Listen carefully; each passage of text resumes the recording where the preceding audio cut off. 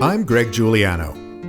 I'm an executive coach, organizational change consultant, and author.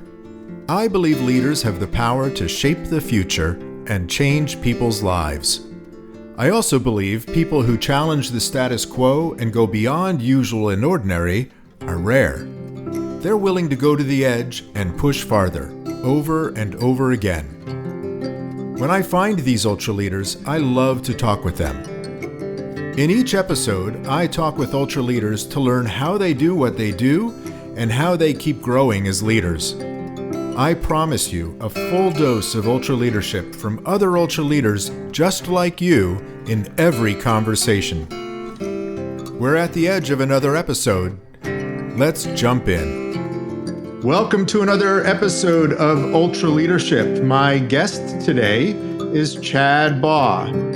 As Referwell's Chief Revenue Officer, Chad oversees all revenue-generating activities for the company, including sales, marketing, product pricing, and customer strategy.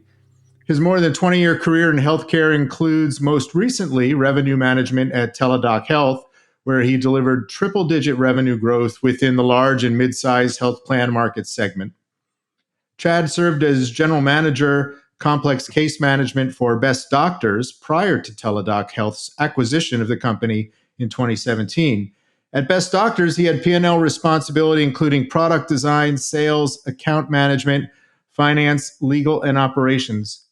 He has served in leadership roles at Edifex, Allscripts, DB Motion, and GE Healthcare. Chad earned a Bachelor of Science in Computer Science from the University of Phoenix and has an MBA in Strategy, Finance, and Entrepreneurship from the University of Chicago's Booth School of Business. And like my dad, he is a proud veteran of the United States Marine Corps. Thank you for your service, Chad, and welcome. Thanks, Greg. I'm super happy to be here and look forward to having the conversation. Me too. So based on our conversation before we came on, I want to start with a question that I normally close with, and that is, imagine you're giving your commencement address and you have a big close for your commencement address. So tell me about what you're saying to all these new graduates about to throw their hats in the air.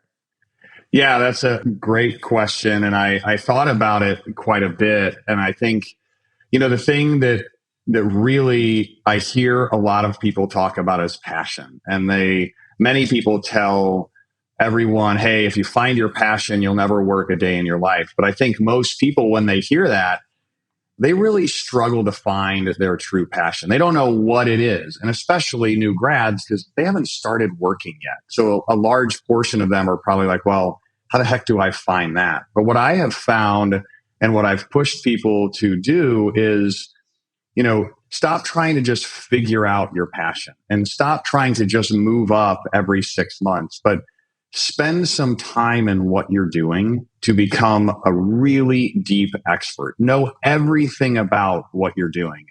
And when you have that level of expertise, people start looking to you for guidance, advice, and then leadership. And I honestly haven't met a person who doesn't light up when they're talking about something they're an expert in. And when you talk about somebody who's passionate, they're usually lit up when they're talking about, what they're passionate about. And what I'm getting at is when you go deep and become an expert, most people become passionate about what they're an expert in. So my advice is find something that you just even generally like and go in and become a deep expert, because you will become passionate and then you'll enjoy what you're doing, and then you won't have to work a day in your life, and you don't have to go out and find a passion that you don't know what it is. Yeah, that means there's two sides of the coin. So being an expert, there's passion there. That's right. The way my dad would say that, if he ever saw you sitting around, he would say, hey, go make yourself useful. Yeah. Right. And so becoming an expert at something, you become useful. You become someone who can help other people. And if you're helping them do something that you are expert at, you're going to be passionate about it. Right. And everybody enjoys teaching somebody, especially when you know the nuances and you can understand where they're struggling. It just, as you're helping people, you start to realize how interesting and exciting what you're doing is. And it can be the most simple, mundane thing that you think is a repeatable process, but new people have no idea how to do that thing. So you become the expert. And then people will start offering you other things to do, like, hey, you're so good at that. Could you help over here or do this or lead this team, et cetera? It opens up a lot of things that I think most people don't really think about because they're always trying to get to the next thing. Right. And this drives you to the next thing because people will tap you on the shoulder once they realize you have the capability to become that level of expert in what you do. Yeah. So that's part of leadership too, is right. You become Right. expert at enrolling people and teaching people Yeah. and helping people be their best. It's not telling people what to do, it's enrolling people and helping them be the best that they can be. So I'm curious. So, one of the things that I like to do with leaders that I coach is to have them be really intentional about what they want people saying about them. And so we do an exercise, it's like match game. I ask them to fill in the blanks. I am a blank leader who helps others blank. So, how would you fill in those blanks? Yeah, kind of thinking along the same lines. I think that, the first thing I really want people to feel about me is that I'm an authentic leader. And what I mean by that is just that I come from a normal chair. I dig in, I get my hands dirty. I'm part of what I'm saying to do, and I'm happy to be a doer as well.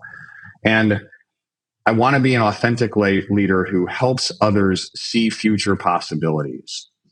And that sounds big and grandiose and all of those things, but I think about it this way. As you help people to see what their possibilities are, or you're trying to, a lot of time it comes down to how do you shift their mindset just a little bit. So if you can tell them a story or put together something that's an analogy, and all of a sudden they click, right? So you give them an analogy of what you're trying to get them to digest or where you're trying to get them to go. And analogies or stories elicit emotions. And when they start to lean in because they're like, oh my gosh, yeah, that totally makes sense. You got them. And now they're in. And then you can talk about, well, what would happen if we did this? And what would the future be like if we got here? They really start to lean into that. So I'm big on analogies and storytelling and trying to make things very simple to understand. So when I say get people to understand their own future possibilities, it's bringing them back to where they're struggling right now and what happened if you got to this new place. And then they can fill in the blanks a lot of times themselves. I love that because it's not telling them what to do, that through that storytelling that you're unlocking things for them. You're Right. helping them unlock things for themselves. Right. Right. And so we're going through this exercise at my company right now. And our company does a lot of different things in scheduling. Basically, at the end of the day, we help patients schedule care and we do it for other businesses, et cetera. Well, when you try to explain that to somebody, it doesn't, as either a client or a prospect or somebody else, it doesn't elicit like, oh my gosh, that's amazing. But when you talk to somebody about the story of, when you're trying to schedule whatever visit your doctor told you to schedule, and you realize you don't have the right documents and you can't get a hold of the right person, et cetera, it feels like you just walked into the DMV. And everybody says, oh my gosh, yeah, that's exactly what it feels like. So now I've got you looking at it from a different lens. And now, what if when you walked up to the DMV, before you even walked into the door, somebody opened the door and handed you your license, which you were going there to get? You knew you had to go get it. Like, that's the idea of what's the story that makes it feel different to them? And then what's the future possibility that it could be? And we're trying to lead somebody to. And that's where I think that just the way that you put the analogy in front of somebody can really help them to kind of get the passion and emotion into what they're trying to do. So as you unlock the potential for your team and you help them to get into a process where they're changing Mm-hmm. because, oh yeah, makes sense. And they're moving into that. and your team is working well together, what's the behavior that you're looking for from your team that tells you this team is performing at a high level? Yeah. I think the number one thing that I see when teams are really working well together is they're open to asking questions of other people on the team for advice, and they're open to sharing where they fell down. So if we're in a team meeting and people are giving ideas on how we could do things better and asking for advice or information from somebody else on the team, or giving an example of, hey, I was just in this meeting and we tripped over this, or we made a mistake here, or I saw this, could we use it in the future? That's where I see teams that are really working well together, when they're just open in what's happening and they're trying to find ways to make things better. And a lot of times, all that aligns with what we've already talked about, right? If you see where the future is and you're excited about going there, you're generally very open to, hey, I'm trying to get there, but I tripped over this. Do you have any ideas? Do you have any thoughts? And that's where I see teams really coming together and working well, is when you're open to that level of dialogue. You're just being authentic. You're in the space, you're working hard, you're not afraid to share and be vulnerable to people. And when they start giving you their expertise and their advice, you're ready to take it because you've already opened up to absorb it. So it just kind of all feeds on itself. So that level of vulnerability Mm-hmm. and curiosity is a big ask for a lot of leaders when they end up sitting in a chair on a team like yours. They're probably leaders of other teams. Yep. They had to have a certain sense of, I know my stuff in order to get there. How do Yeah. you get them to then, shift from being a knower? Chad put me on his team because I know how to run this part of the business. And all of a sudden you're asking them, hey, forget that for a while, but be vulnerable. And instead of focusing solely vertically, let's engage horizontally. And it's a different mindset and skill set. Let's be vulnerable. Let's be curious. How do you get them there? Yeah. It's sometimes it's a tough transition for people, but if you bring them into a team that's already there, it's a much easier kind of transition, right? Because the other team members will ask them for their expertise, and other team members might even say, hey, there's this thing that either you or your team is doing, and I see an opportunity. And if they haven't felt like the other members of the team are being shamed because somebody brought up a challenge in their part of the organization, they naturally feel okay when somebody brings something up or asking for advice or whatever. So I think there was a book I read. It was about the CEO of Ford. I think his last name was Mullally. Yeah. And he was intentional about making sure his leaders brought issues of what was going on in building the cars. And instead of asking why they were either off schedule or why something didn't fit or whatever, he elicited the advice of the rest of the team of, hey, where have you seen this before? How have you overcome this problem? And if you have a team that's already doing that, I think it makes it really easy for somebody else to kind of step into that. It's a little bit harder if you're starting from scratch, but then that gets back to, I think, one of the things you and I talked to, which is hiring the right people, right? There's nothing really more important than building the right team. As you have an opportunity to do that, sometimes you step into a team and you've got to kind of push the team to make the changes you need. But if you have the opportunity to hire, being an expert and being passionate about hiring the right people and not just taking the next one that comes up in front of you is one of the most important pieces of building a successful business. Yeah, but Alan's book was terrific, and his model of keeping his team aligned is a fantastic model. But the Yes. intention around, right? It's about being intentional there. So you're intentional, very intentional with your team around how are we going to treat one another? How are we going to communicate with one another? What can our stakeholders expect from us consistently? And so, when you're looking to add someone to the team, that what they want, you want them to fit into. Right. right? And so getting to that place of intentionality of here's how we're going to work together as a team, that's a journey, because that doesn't just, you don't just cross your fingers and hope that that happens. You put in a lot of time and effort to make sure that that happens. You're right on. I think you have to bring the energy you want people to return to you. So if you bring energy of anger or putting people down or not sharing personal stories, et cetera, they're not going to do it either. I mean, in fact, today I was late to a call with my team by like 3 minutes, and I like to be on time, but I got on and I'm like, guys, I am so sorry. My son literally just fell in the lake, and he's 11 years old. He had gone fishing. It's a lake nearby, and he came in and he's drenched. And I was like, what is going on? So he literally fell in the lake. But because we've had a lot of conversations about personal stuff, and I'll share my priorities in just a second, they totally got it. They're like, oh, that's that. And then we laughed about it. And, more stories came out about things like that have happened for them. And I make a very clear statement to the team, and I repeat it pretty regularly, which is your priorities when you're working with me are number one is family. If something comes up you have to attend to, that trumps everything. Number two is clients or customers or external prospects. Like our focus should be on making our clients and our prospects feel successful, supported, et cetera. And then it's internal. And then it's vendors that you work with. And then all that stuff is last.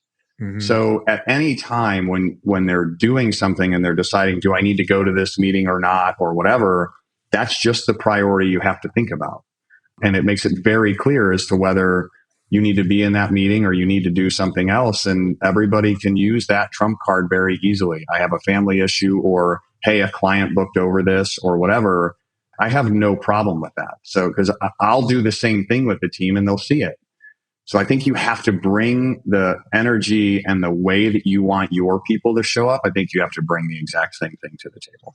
Yeah. So do as I say, not as I do, doesn't work with kids, and it doesn't work with teams.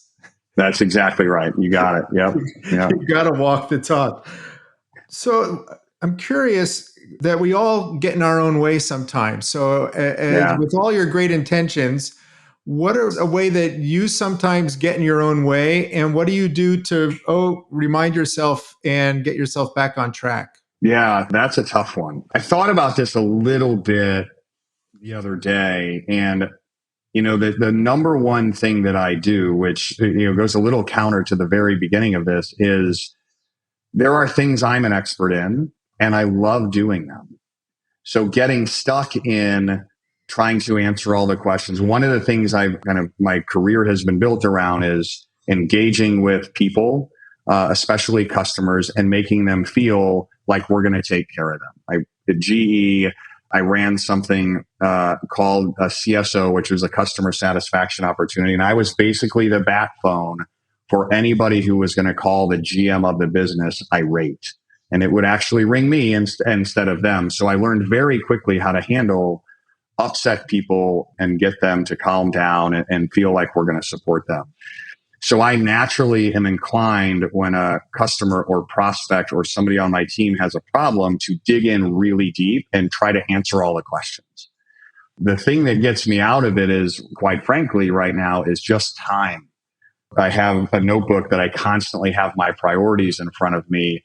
And I look at that because I know if I don't get those things done, the business isn't going to move forward. So it's just being intentional throughout the day of looking at my priorities, and I set time specifically on my calendar that is blocked, and you're not supposed to take it, but I've told people, hey, if it's a customer thing, you can write over I call it deep work, and so that I can think, you can write over it with customer stuff. But other than that, I like to maintain it. So don't set internal meetings over that.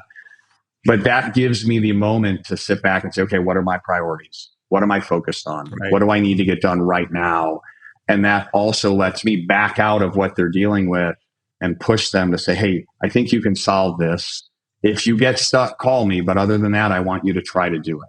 That's how I do it today. I love it, right? I mean, you're practicing powerful attention management. That's the way I think Yeah. of it, right? So where am I placing my attention? This is mine, it's important, and it's urgent. And anything else gets delegated or deleted. That's right. That's right. And it forces you not only to think about your time, but what I've just seen, especially recently, is, we're a young team and we keep adding new people. So how do you get them to feel like they are the owner and they don't have to come to you to ask every question and to get every answer and to get approval on everything? So I let them know early that I want you, if you don't get an answer from me in time, I want you just to move. Like, do whatever you think is right. If you do that and something's wrong, we'll correct it, but there's no harm, no foul, because I told you to do it. And as they lean into that, they start to see more and more that they can take on a lot more and do more and feel empowered. And I'll support them and I'll take the heat. Like, if we really screw something up and they've done exactly what I asked, that's not their fault, right? I'm on the hook for that and I'll stand behind that. So that's another way I try to push things out and delegate, is just, look, I've put you in this position because you're an adult and you're a professional. I expect you to behave like one and act like one.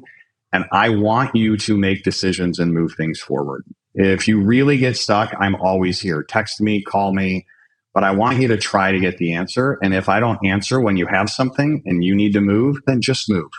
Because I hired you in a position that needs people that will just move. Yeah, I love it. So we're near the end, and I always like to close my coaching sessions and my team meetings with an expression of gratitude. I'm grateful for you being here today, but I'm curious, as you think about life in general today, what are you grateful for?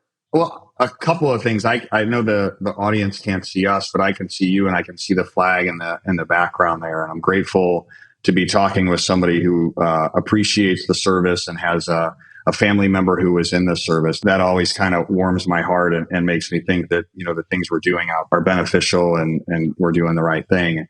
The other thing is, I'm grateful my son fell in a lake because it's a laugh. He had a great time. He's tried to FaceTime me from fishing. He's just deeply in the last 2 days gotten into fishing, and to watch somebody who nobody even pushed him into it. He just found something that was exciting and jumped in with both, literally, figuratively, jumped in with both feet. So to have somebody that has that level of joy, I'm grateful for that. Awesome. Well, we will leave it there. And thank you again for your service. Thank you for being here. Thank you for being a great leader to your team. On behalf of your team, thank you very much. I really appreciate you being here. Yeah, thanks, Greg. Thanks for the opportunity. And I appreciate all the questions, and hopefully we can learn a little bit more together as we move forward. 100%. Great. And thank you for listening. This has been another episode of Ultra Leadership. We will see you next time. If you're enjoying Ultra Leadership, please take a minute and give us a review wherever you find your podcasts. And please stay in touch. Sign up for our Ultra Leadership newsletter at ultraleadership.com. Now, before you jump to your next meeting, I invite you to reflect on what you heard today. What stood out for you?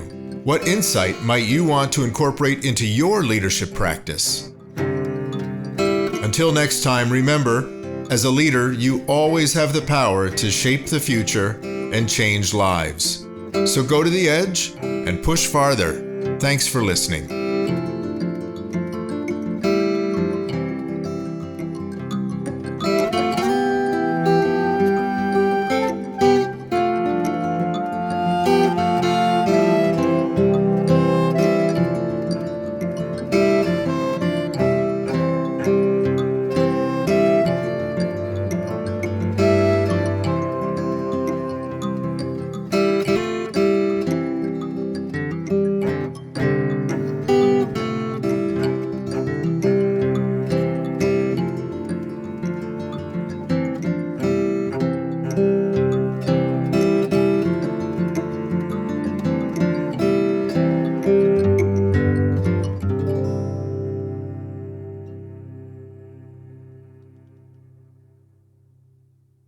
This is thepodcastfactory.com.